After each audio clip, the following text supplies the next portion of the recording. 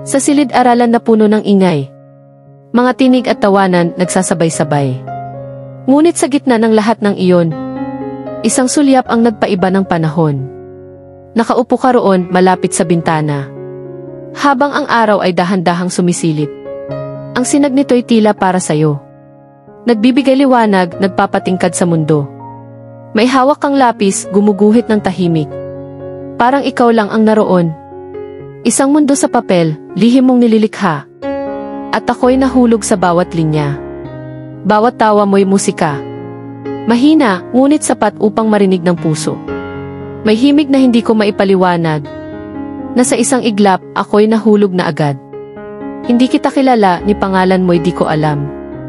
Ngunit bakit tila matagal na kitang hinahanap? Sa isang simpleng titig, para bang may kwentong nagsisimula.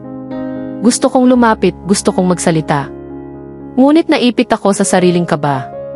Mas pinili kong manahimik at damhin ang sandali ng lihim na pagtingin. Lumipas ang oras, tumunog ang kampana.